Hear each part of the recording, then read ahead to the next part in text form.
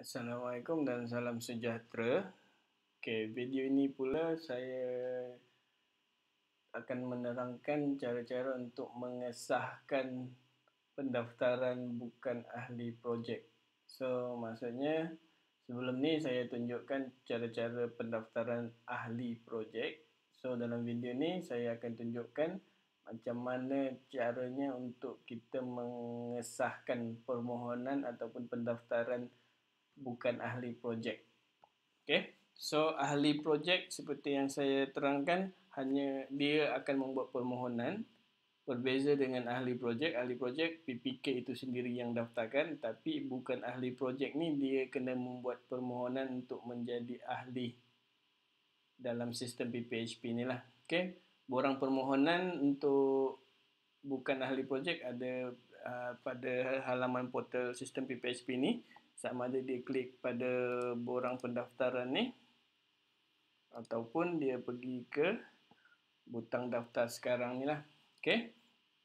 So dia kena isikan maklumat-maklumat peribadi dia dan juga projek yang dia tengah usahakan lah. Komoditi apa yang dia usahakan. So dia akan pilih komoditi apa yang dia tengah usahakan sekarang. So dia akan pilih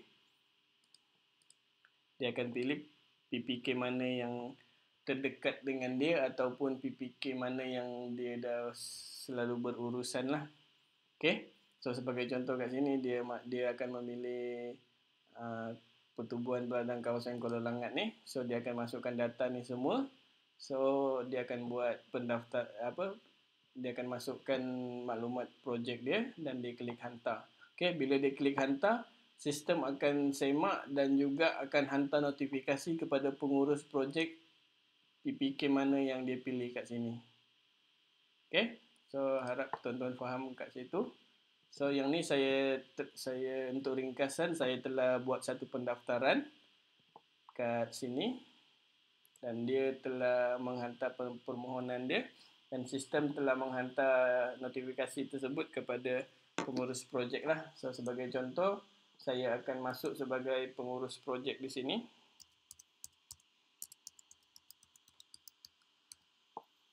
Okey.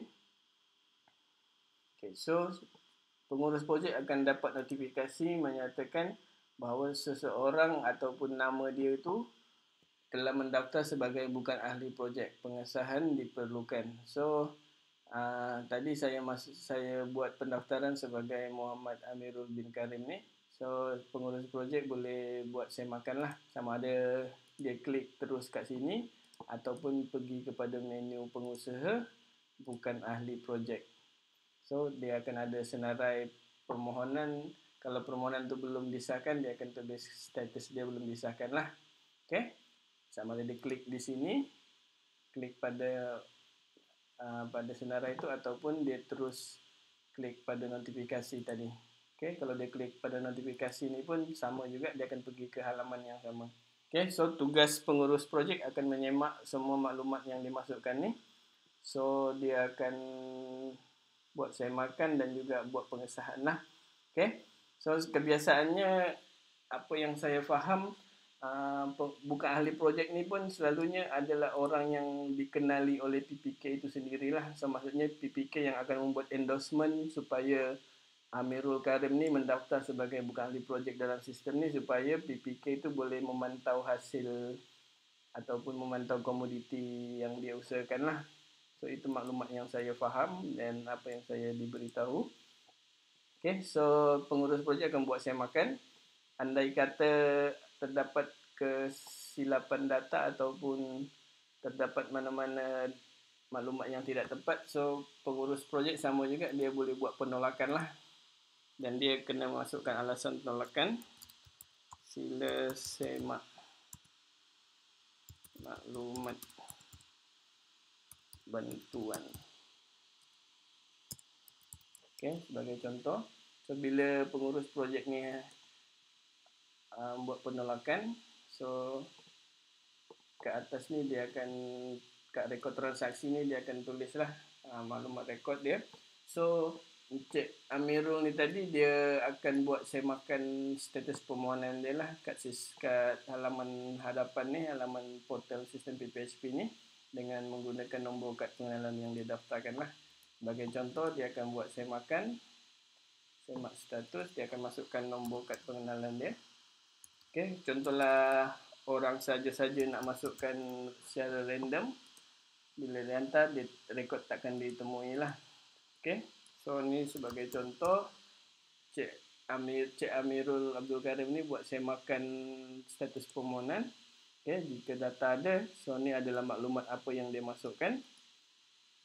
Okay, so sistem pun akan beritahulah apabila permohonan itu diluluskan, sepatutnya dia akan menerima SMS dan juga email.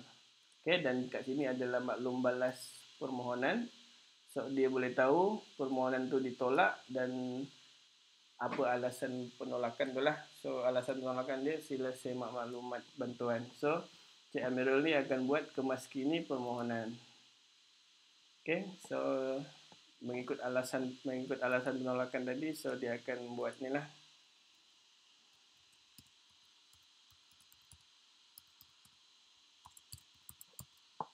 Okay, jumlah bantuan.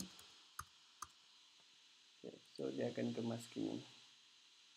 Okay, so dia akan kemaskini. So pengurus projek pun sepatutnya akan dapat notifikasi lah, mengatakan permohonan tu telah dikemaskini dan dia boleh buat semakan.